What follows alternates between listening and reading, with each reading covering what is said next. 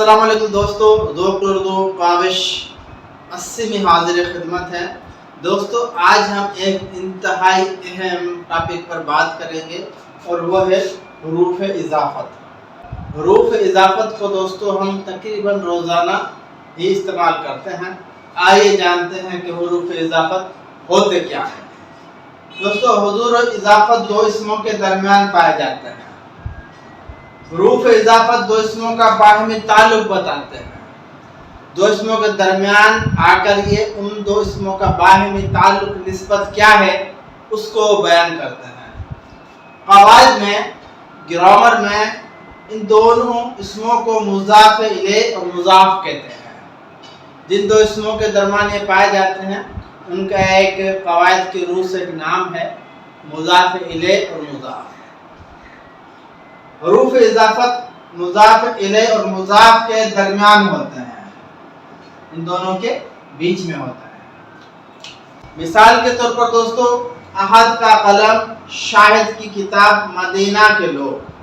آگے جو کا، کی اور کے ہے یہ ہیں حروف اضافت۔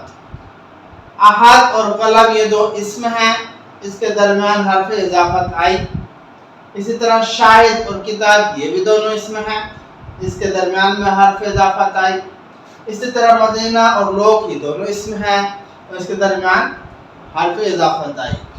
مدرجہ بالوں میں کا، کی اور کے حروف اضافت کہلاتے ہیں۔ قلم، کتاب، لوگ، اس جملے میں یہ قلم، کتاب اور لوگ مضاف ہیں۔ ان کو کیا کہتے ہیں؟ مضاف، کیونکہ جس اسم کو نسبت دی جاتی ہے اسے مضاف کہتے ہیں۔ اس کو نسبت دی گئی مدینہ سے، لوگ کو نسبت دی گئی مدینہ سے، تو یہ مضاف ہوا۔ اسی طرح کتاب کو نسبت دی گئی شاہد سے تو کتاب مضاف ہوا۔ اسی طرح قلم کو نسبت دی گئی احد سے تو قلم کیا ہوا؟ مضاف ہوا۔ احد، شاہد، مدینہ یہ ہے مضاف الیہ، کیونکہ جس اسم کی طرف نسبت دی جائے اسے مضاف الیہ کہتے ہیں۔ مدینہ کے لوگوں کو مدینہ کی طرف نسبت دی گئی، اس لیے مدینہ کیا ہو گیا؟ مضاف الیہ ہو گیا۔ اسی طرح کتاب کو شاہد کی طرف یا شاہد سے نسبت دی گئی تو شاہد کیا ہوا؟ مضاف الیہ۔ معنی مضاف کو جس سے کی طرف نسبت دی جائے اس اسم کو کہتے ہیں مضاف، تو یہ مضاف الیہ ہوا اور یہ مضاف ہوا۔ اسی طرح شاہد مضاف الیہ اور کتاب مضاف ہوا۔ دوستو اردو زبان میں مضاف الیہ پہلے آتا ہے اور مضاف بعد میں آتا ہے، ان کے درمیان حروف اضافت ہوتی ہے۔ اب یہاں پہ میں نے ایک دو موٹی موٹی باتیں لکھی ہے حروف اضافت کے حوالے سے، آئیے دیکھتے ہیں۔ اردو زبان میں مضاف الیہ پہلے جبکہ مضاف بعد میں آتا ہے۔ مثال کی بات ہے، احد کا قلم، تو مضاف الیہ پہلے آیا، حرف اضافت درمیان میں جسے پہلے بیان ہو چکا ہے، اور مضاف یعنی کہ قلم آخر میں۔ جبکہ عربی اور فارسی زبان میں مضاف پہلے آتا ہے اور مضاف الیہ بعد میں آتا ہے، جیسے حبیب اللہ، مضاف الیہ یہ ہے، مضاف یہ ہے۔ اسی طرح یوم تکبیر، تکبیر کا دن، تو تکبیر مضاف الیہ ہے اور یوم ہے یہ مضاف ہے۔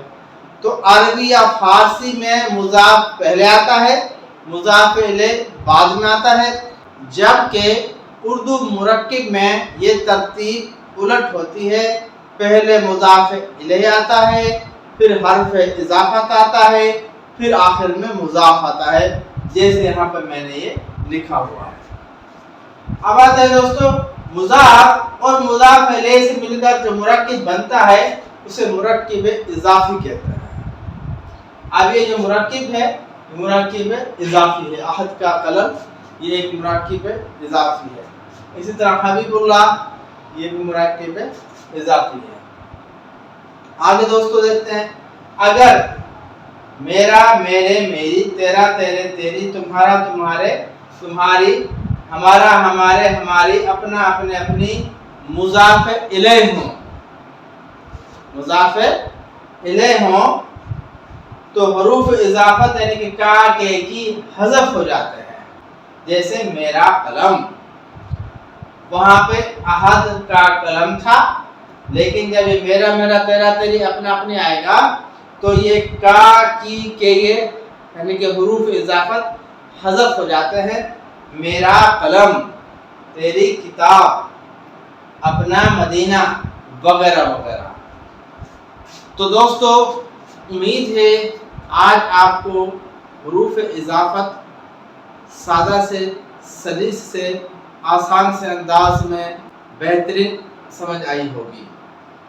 इजाज़त चाहता हूँ, अल्लाह हाफ़िज़।